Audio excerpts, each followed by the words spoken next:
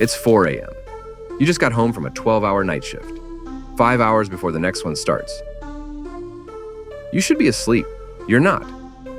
You're lying there staring at your phone, doom scrolling, and somewhere between the reels and the noise, a thought cuts through your mind. I got the degree. I did what I was supposed to do. I played it safe. So what the f went wrong?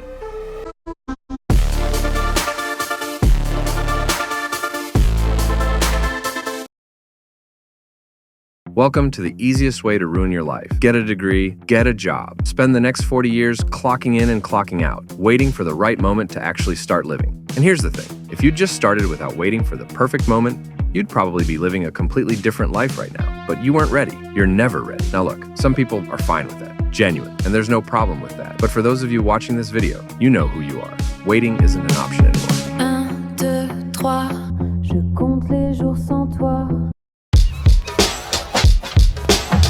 Analysis paralysis. Simple concept. You have something you want to do, a business, a channel, a move you've been putting off for 2 years, and instead of just doing it, you research it, plan it, think about it more.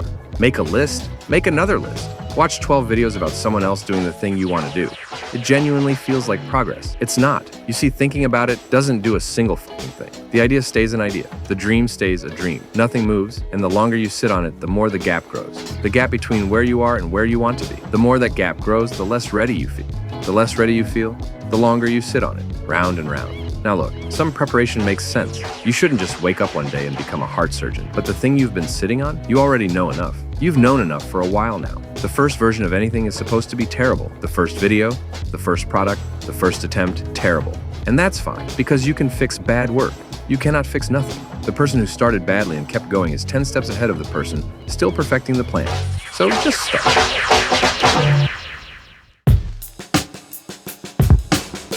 Here's you. There's where you want to be. What stands in the middle? Starting. That's it. Not the plan, not the perfect moment. Just the decision to actually go. Now the work. That part, you already know. Want to build something? Build it. Want to get good at something? Do it every day until you are. You already know what you need to do. You've known for a while. That's not the issue. The issue is you're waiting for a sign, a feeling, a moment where everything aligns and the universe taps you on the shoulder and goes, now, you're ready. Go. That moment isn't coming. It's never coming. And deep down, you already know that too. The fear you feel when you think about starting, most people assume it's about the risk, about failing. But that's not really it. Deep down, it's an ego thing. You're not scared of falling down. You're scared of who's watching when you do. You're scared of what you might look like if it doesn't work out. But here's what nobody tells you. Nothing is ever as bad as the version your brain builds in your head. These risks that feel completely overwhelming, walls that crumble the second you touch them. The moment you're actually in it, there's nothing to worry about. You'll always come out the other side better than you went in.